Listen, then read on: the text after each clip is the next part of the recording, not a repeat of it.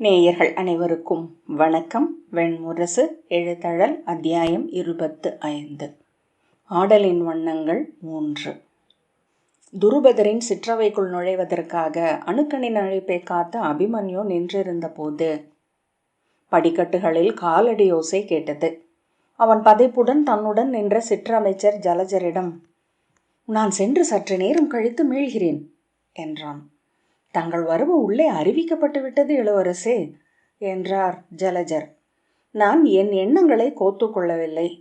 இப்போது நான் சென்றால் என் சொற்களை முறையாக சொல்ல முடியாமல் போகலாம் என்ற பின் தேவையான ஓலை ஒன்றையும் மறந்து வைத்து விட்டேன் என்றான். ஜலஜர் மேலும் ஏதோ சொல்ல வாய் எடுக்க, "ஜலஜரே, நாம் பிறகு சந்திப்போம். நான் ஓலை எடுக்கச் செல்வதாக அரசரிடம் சொல்லும்படி ஏவலனிடம் தெரிவித்து விடுங்கள்" என்று சொல்லி அபிமன்யு திரும்பிய போது மறு எல்லையில் திருஷ்டத்யும்னனும் அர்ஜுனனும் தோன்றினார்கள். அபிமன்யு புடைப்பூச்சிலை போல அசைவழிந்து சுவர் சாய்ந்து நின்றான். அவர்கள் அணுகி வரும் காலடியோசை மட்டும் அவன் உடல் எதிர்ப்பாக தெரிந்தது.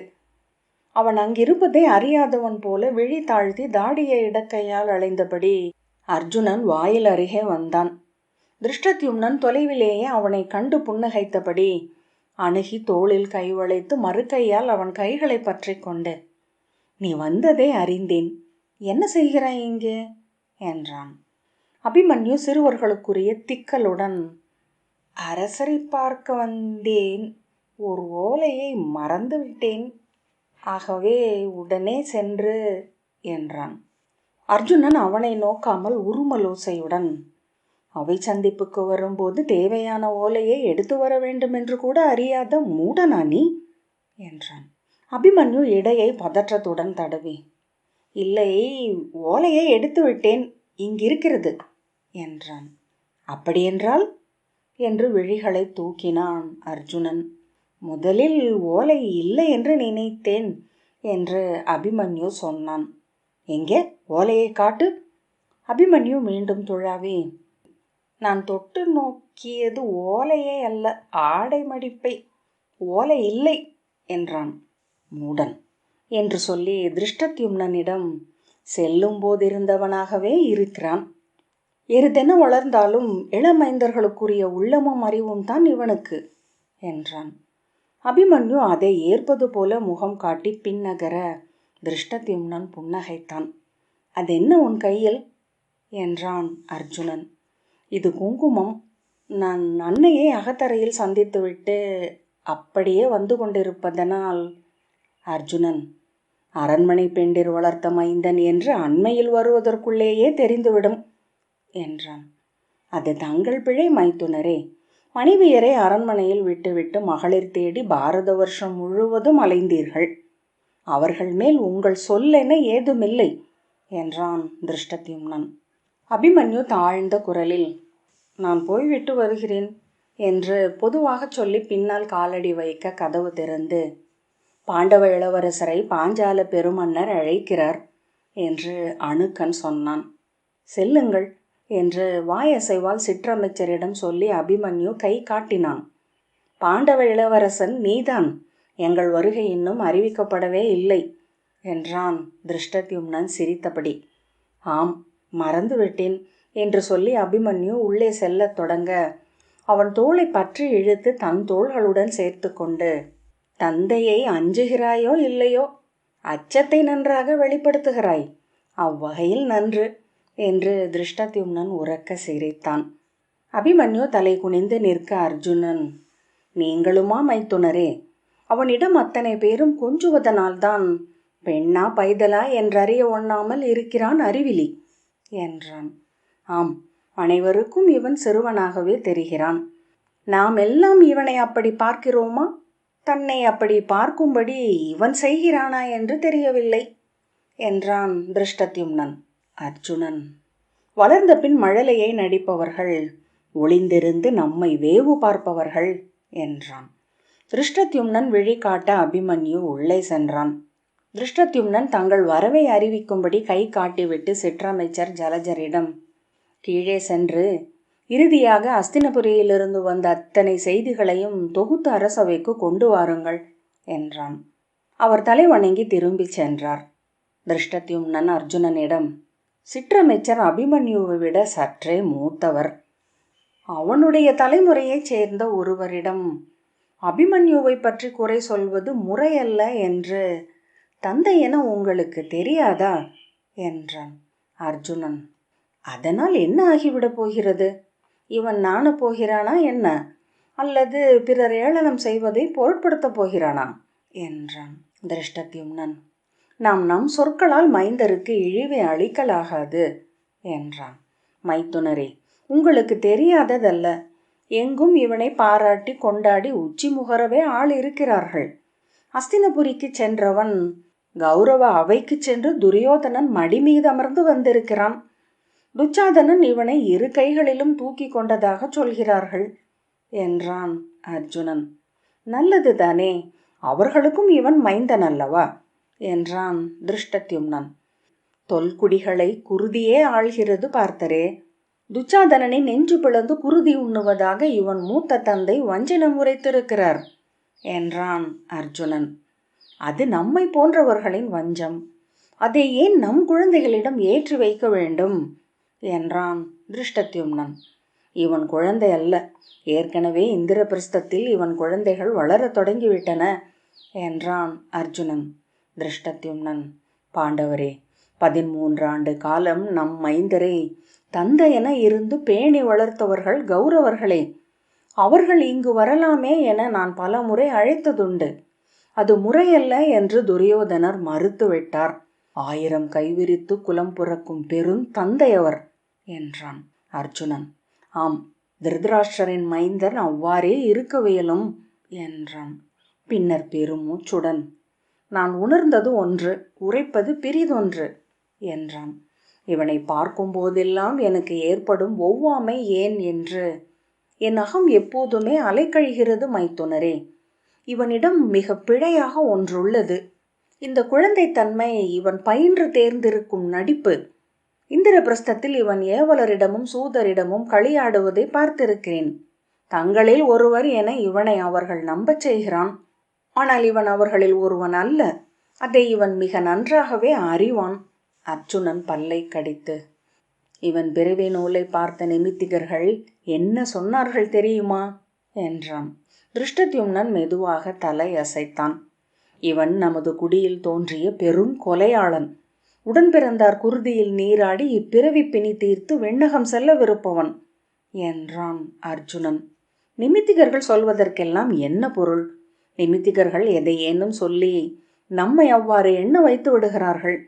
அவர்கள் சொன்னதன்படி இங்கு எதுவும் நிகழ்வதில்லை. நாம் அவர்கள் சொன்னவற்றை நிகழ்த்தி காட்டுகிறோம் என்றான். திருஷ்டத்யும்னன். கதவு திறந்த ஏவலன், உள்ளே வருக என்றான். திருஷ்டத்யும்னன் அர்ஜுனனின் தோளை தட்டி, கவலை ஒழியுங்கள் பாண்டவரே, உங்களுக்குள் மைந்தரை குறித்த பெரும் பற்று இருக்கிறது. இந்த சினத்தாலும் வெறுப்பாலும் அதை மூடிக்கொள்கிறீர்கள் என்றான். இவன் மீதா, எனக்கா என்று அர்ஜுனன் கேட்டான். உண்மையில் நான் இவனை அஞ்சுகிறேன். திருஷ்டத்யும்னன் வருக என அவன் தோளை பற்றி உள்ளே இட்டு சென்றான். சொல் சூழ் சிற்றறையில் மையத்தில் உயர் பீடத்தில் அமர்ந்திருந்த துருபதரை அணுகி தலை வணங்கி சூழ்ந்திருந்த அனைவருக்கும் பொதுவாக பிரிதொரு வணக்கத்தை அளித்துவிட்டு திருஷ்டத்யும்னன் தன் இடத்தில் அமர்ந்தான். சொல் சூழவையில் முறைமை சொற்கள் மரபல்ல என்பதனால் துருபதருக்கும் குந்திக்கும் யுதிஷ்டருக்கும் தலை வணங்கிவிட்டு பீமனின் அருகே இருந்த பீடத்தில் அர்ஜுனன் சென்று அமர்ந்தான். நாங்கள் பேசிக்கொண்டிருந்ததை சுருக்கமாக அமைச்சர் உரைப்பார் என்றார் துருபதர். பேரமைச்சர் கருணர் ஆம் என தலை வணங்கி, அஸ்தினபுரியிலிருந்து வந்திருப்பது மறுசொல்லோ மாற்றுச் சூழ்கையோ இல்லாத இறுதி கூற்று. எதன் பொருட்டும் என் நிலையிலும் மண்ணை பகுப்பதற்கு துரியோதனருக்கு எண்ணமில்லை. ஆகவே அது குறித்த எந்த பேரத்துடனும் எவரும் அங்கு செல்ல வேண்டியதில்லை என்றார். அர்ஜுனன் தாடியை கையால் சுருட்டி அதன் நுனியை முடிச்சிட்டபடி நோக்கி இருந்தான். அரச முறைப்படி திருதராஷ்டிரர் முத்திரையிட்டு அனுப்பிய ஓலை பாண்டவர்கள் தங்கள் தேவியுடன் அஸ்தினபுரிக்கு திரும்ப வேண்டும் என்றும் நெறிப்படியும் குலமுறைப்படியும் ஆவண செய்யப்படும் என்றும் மட்டுமே சொல்கிறது. தேவைக்கு குறைந்த சொற்களும் தேவைக்கு மிகுந்த சொற்களும் சூது கறந்தவை என்றார் கருணர். நெறிப்படி அவர்கள் செய்ய வேண்டியது ஒன்றே. பாண்டவர்கள் விட்டு சென்ற இந்திரபிரஸ்த நகரியையும் குடிகளையும் கருவூலத்தையும் முழுமையாக திரும்ப ஒப்படைப்பது. பிற அனைத்தும் வீண் மொழிபுகளே. நெறிகளை மேலும் கூர்ந்து சொல்வோம் என்றால் அச்செல்வத்தை கொண்டும் படைகளை கொண்டும் நகரின் சந்தைகளை கொண்டும் அவர்கள் ஈட்டிய அனைத்தும் பாண்டவர்களுக்கு திருப்பி அளிக்கப்பட வேண்டும். அந்த சொல்லுறுதி அளிக்காமல் நெறி என்னும் சொல் பயன்படுத்தப்பட்டிருப்பதே வஞ்சம். நெறிக்கு பின் குலமுறை என்னும் சொல் வருவது மேலும் நுண் வஞ்சம் என்ற கருணர் தொடர்ந்தார். முதன்மை நெறி என்பது மானுடம் எங்கும் நிறைந்து வாழும் பொது நெறிதான். அந்நெறிகளை மீறாமலேயே குலமுறைகள் அமைய வேண்டும். குலமுறைகள் அனைத்தும் பொது நெறியில் இருந்து பெற்றுக்கொண்ட சிறு ஒழுக்கங்கள் மட்டுமே. இந்த ஓலையில் குலநெறி என்னும் சொல் கையாளப்பட்டிருப்பது உள்நோக்கம் கொண்டது. குலம் என்று அவர்களால் ஆளப்படுகிறது. குலத்தலைவர்களில் பெரும்பாலானோர் அவர்கள் ஆணையிடுவதை செய்யவும் கூடும். இந்த 13 ஆண்டுகளில் அங்குள்ள குடியவைகளில் என்னென்ன மாறுதல்கள் நிகழ்ந்துள்ளன என்று நாம் அறியோம் என்றார் துருபதர். அர்ஜுனன் தாடியை துழாவிய கைகளுடன், துரியோதனனின் ஓலை நேரடியாக வந்ததா என்றான். ஆம், நான் அரச முறைப்படி துரியோதனனுக்கு ஓர் ஓலை அனுப்பினேன். எனது மகளின் முடியுரிமையை குறித்து அவர் தனிப்பட்ட முறையில் என்ன சொல்கிறார் என்று. அதற்கான மறுமொழி இது என்றார் துருபதர். ஆக என் நிலையிலும் கௌரவர் கொண்டுள்ள நிலம் பிரிக்கப்பட மாட்டாது என்றாள் குந்தி. பிறகென்ன செய்வது என்று யுதிஷ்டர் கேட்டார். வேறென்ன, நேரடியாகவே ஒரு போர் அறிவிப்புத்தான் இது என்றான் பீமன். அவனை கை அமர்த்திவிட்டு யுதிஷ்டர், இந்த கொள் விளையாடலில் எங்கும் உளம் மறந்தும் நா புரண்டும் கூட போர் என்னும் சொல் எழ வேண்டியதில்லை. சொற்களுக்கு விண்ணிலிருந்து நிகழ்வுகளை கறந்தெடுக்கும் திறன் உண்டு. போர் என்று சொல்லும் தோறும் போரை நோக்கி நகர்கிறோம். ஆகவே இது உடன் பிறந்தார் நிலத்தின் பொருட்டு நிகழ்த்தும் சொல்லாடலே ஒழிய பிரிதொன்றும் அல்ல என்றார் உரத்த குரலில் பீமன். அஸ்தினபுரியை ஆள்பவனின் தொடையறைந்து கொள்வேன் என்றும் அவன் உடன் பிறந்தானின் நெஞ்சு பிளந்து குருதி குடிப்பேன் என்றும் வஞ்சினம் சொல்லி அந்நகர் விட்டு இறங்கி இருக்கிறேன் மூத்தவரே. அவ்வாறு மட்டுமே நான் இனி அந்நகருக்குள் நுழைவேன், பிரிது வகையிலும் அல்ல என்றான். மந்தா, அவை 13 ஆண்டுகள் பழைய கதைகள். இங்கு அவற்றை பெரிதாக நாம் பேச வேண்டியதில்லை என்றார் யுதிஷ்டர். மூத்தவர் அவையில் நீ சற்று நாம் அடித்து அமர்ந்து கொள். அரசே, நாம் முடிந்தவரை பேசுவோம். எந்த எல்லை வரைக்கும் பேச முடியுமோ அந்த அளவுக்கு தணிவோம். இத்தருணத்தில் நாம் செய்யக்கூடியது அது ஒன்றே என்றார் பீமன். ஆம், இன்னும் 15 ஆண்டுகள் பேசுவோம். அதற்குள் நாம் மண்மறைவோம். நமது குலமைந்தர் சென்று கேட்பதற்கு நில உரிமை என்று எதுவும் எவர் நினைவிலும் எஞ்சாது என்றான் திருஷ்டத்யும்னன். நானும் இளைய பாண்டவர் சொல்வதையே எண்ணுகிறேன். முற்றுமுடிவாக சொல்லப்பட்ட மொழிக்கு முன்னால் நின்று மீண்டும் சொல்லெடுப்பதில் ஒரு பொருளும் இல்லை. அது இறப்பதாகவே பொருள் கொள்ளப்படும். நிலத்தை இறந்து பெறுவது சத்திரிய அறம் அல்ல. உரத்த குரலில் யுதிஷ்டர். உடன் பிறந்தான் சங்கை அறுத்து கொள்வதுதான் சத்திரிய முறையா? திருஷ்டத்யும்னன். ஆம், அனைத்து குடியறத்தின் பொருட்டும் தலை கொண்ட தன்னறத்தின் பொருட்டும் ஏற்றப்படும் என்றால் அது சத்திரிய முறைதான். அதில் என்ன ஐயம் என்றான் துருபதர். நாம் நமக்குள் பூசலிட்டுக் கொள்வதில் பொருள் இல்லை. அங்கிருக்கும் எனது ஒற்றர்கள் கூறுவதை கொண்டு பார்த்தால் என் உள்ளம் ஆழத்தில் எதை ஐயுறுகிறதோ அதுவே உண்மை என்று தெரிகிறது.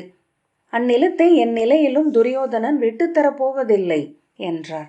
பிறகென்ன, படைகள் எழட்டும் என்றான் பீமன். மூத்தவரே, நான் வெல்வேன் என்பதில் எனக்கு ஐயமில்லை. இச்சொல்லாடல்கள் ஒவ்வொன்றும் என் வீரம் மீது முன்வைக்கப்படும் ஐயங்கள் என்றே கொள்கிறேன். பொறுமந்தா என்ற பின் யுதிஷ்டர், அங்கே இருப்பவன் என் உடன் பிறந்தான். அறம் அறிந்த அவன் தந்தை அவனுக்கு நிழலென்றிருக்கிறார். அவருடைய உள்ளச்சான்றென அகத்தளத்தில் மூத்த அன்னை இருக்கிறார். குருவின் குடிமரபின் நீட்சி என பிதாமகர் பீஷ்மரும் நம் அனைவருக்கும் நெறி கற்பித்த ஆசிரியர் துரோணரும் இருக்கிறார்கள். அவர்களை எல்லாம் கடந்து அங்கு நெறி மீறல் ஏதும் நிகழப்போவதில்லை. நம் சொற்கள் அவர்கள் முன் சென்று சேரட்டும். தௌமியரை அனுப்புவோம். அவர் அந்தனர். குருவின் குடியை 60 தலைமுறை காலமாக பேணி வரும் குலத்தை சார்ந்தவர். அவர் சென்று பேசட்டும். துருபதர், மீண்டும் அதே சொற்களைத்தானே சொல்லவிருக்கிறோம் என்றார். தருமன், உடன் சௌனகரும் செல்லட்டும். அவை அமர்ந்து அளித்த சொல்பாட்டை அவர்கள் மீறுவார்கள் என்றால் அவர்கள் எதை எதிர்கொள்ள வேண்டியிருக்கும் என்று எடுத்துரைப்போம் என்றார். பீமன், எதை எதிர்கொள்ளப் போகிறான் முதல் கௌரவன்? போரையா? அச்சொல்லை உரைக்காமல் சௌனகர் பேசப் போகிறாரா என்றான். யுதிஷ்டிரர், போர் அல்ல. எந்த அரசனும் தன் சொல்லுக்கு கட்டுப்பட்டவன் என்னும் பெயரையே முதலில் ஈட்ட வேண்டும். தன் சொல்லை தானே துறந்தவன் என்றால் அப்பழியிலிருந்து துரியோதனன் மீள முடியாது. நாளை அவன் குடிகளும் படைகளும் அவனை முழு உள்ளத்துடன் ஏற்க மாட்டார்கள். எண்ணி நோக்குக. வருங்காலத்தில் பெரிதொரு மன்னனுக்கு அவன் ஒரு சொல் அளிக்க முடியுமா? எதிரியிடம் அமர்ந்து பேச ஓர் அமைச்சனை அனுப்ப முடியுமா? அரசனின் சொல் அவனுடைய நுண்வடிவேதான். நாவிலிருந்து செவிக்கென பறப்பது, நினைவுகளில் புதைந்து முளைத்தெழுவது, அவன் இறந்தாலும் அழியாது எஞ்சுவது. அதை மறுப்பவன் தன்னை அழித்துக் கொள்கிறான். தற்கொலை செய்து கொள்ள வேண்டாம் என்று அவனிடம் சௌனகர் சொல்லட்டும் என்றார். திருஷ்டத்யும்னன், மூத்தவரே, இதெல்லாம் தெரியாதவராக இருக்கிறார் துரியோதனர் என்று எண்ணுகிறீர்களா என்றான். யுதிஷ்டர், மனிதர்கள் கற்தூண்கள் அல்ல, தருணங்கள் ஆடும் ஆடிப்பரப்புகள் அவர்கள். மானுடரின் நிலையின்மையை புரிந்து கொள்ளாதவன் அவர்களை வெறுப்பவனாகவே ஆவான். அந்த அவையில் அத்தருணத்தில் அப்படி அவன் வெளிப்பட்டிருக்கலாம். பிரிதொரு தருணத்தில் மேலும் பெரியவனாக அவன் எழக்கூடும். அதற்கான வாய்ப்பை நாம் அவனுக்கு அளிப்போம். அதை அளித்தோம் என்று நாளை நாம் நம்மை எண்ணி நிறைவு கொள்ள வேண்டும். இளையோரே, இதோ அன்னை முன் அமர்ந்து சொல்கிறேன். என்னிடம் வஞ்சம் என ஏதுமில்லை. என் இளையோன் என முதற் கௌரவனை தோள் தழுவவே விழைகிறேன். என் நிலையிலும் போர் தவிர்க்கப்பட வேண்டும். 13 ஆண்டுகள் காட்டில் அலைந்தும் கந்தமாதன மலையுச்சியின் கனல் வடிவ முதல் முழுமையைக் கண்டும் நான் அறிந்த மேய்மை ஒன்றே. கனிவதனூடாகவே அடையவும் அறியவும் கடக்கவும் முடியும். கனியாதவன் வாழாதவனே என்றார் தருமன். அவை அமைதியாக இருந்தது. திரௌபதி உடல் மெல்ல அசையும் ஓசை கேட்டு அனைவரும் திரும்பி பார்த்தனர்.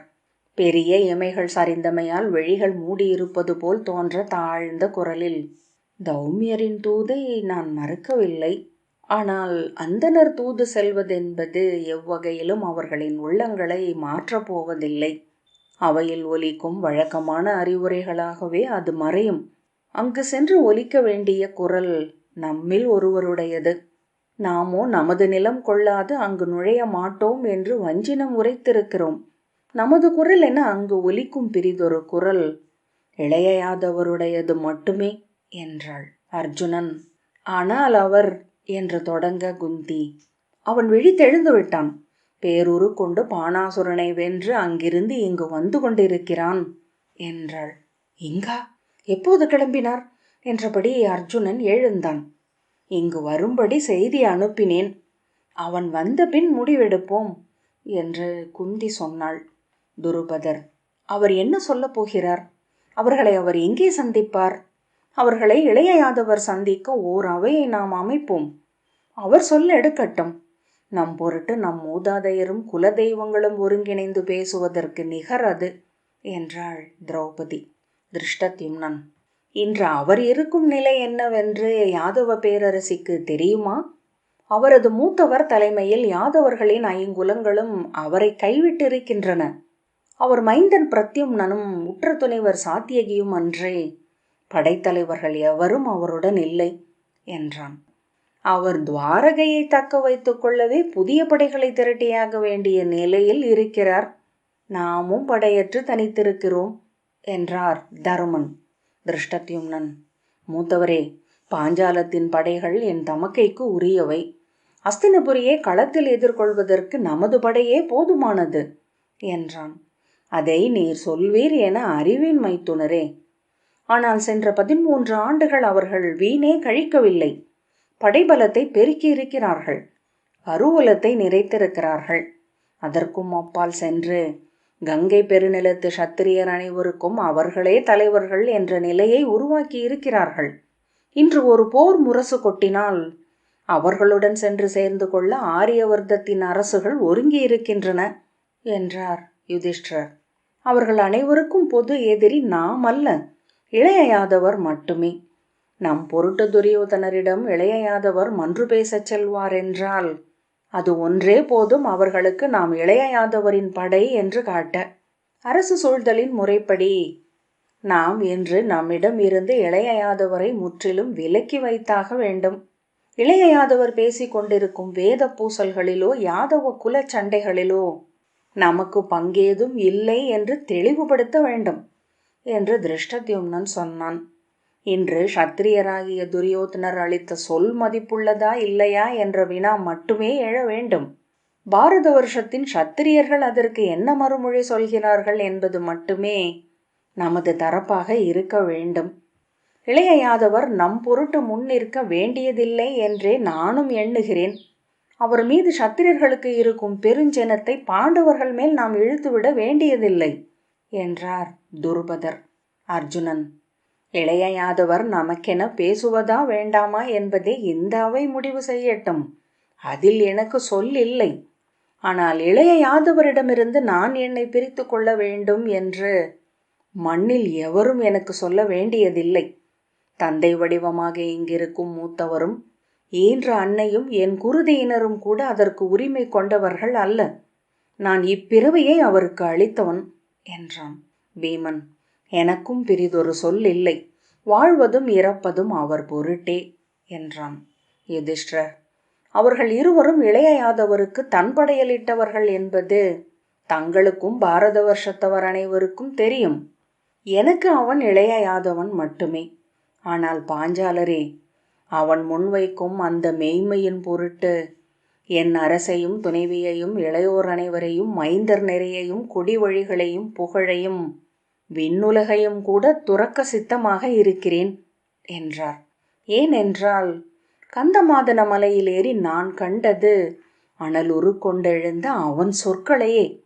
விழிகள் சரிந்திருக்க தன் அருகே நின்றிருந்த எவரிடமோ சொல்வது போல் தாழ்ந்த குரலில் யுதிஷ்டிரர், இங்கு இத்தனை பொழுது என் குலம் குருதி பூசலில் இறங்கலாகாது என்று விழைந்தேன். போர் நிகழ்ந்து மண் சிவக்க கூடாதென்று அஞ்சியே சொல்லெடுத்தேன். ஆனால் அவன் சொல்லும் அம்மெய்மைக்காக இப்பாரத வருஷமே முற்றழியும் என்றால் அதுவே ஆகட்டும் என்றே எனது மறுமொழி இருக்கும் என்றார். குந்தி பதைப்புடன் அவர்களை மாறி மாறி நோக்கினாள். திரௌபதி தழைந்த விழிகளுடன் ஊழ்கச் சிலையென அமர்ந்திருந்தாள். துருபதர் சில கணங்களுக்கு பின் மெல்ல பீடத்தில் சாய்ந்து, இதற்கு மேல் நான் ஒன்றும் சொல்வதற்கில்லை என்றார். உளம் விம்மி எழ அபிமன்யு இதழ்களை இறுக்கி விம்மலை வென்றான்.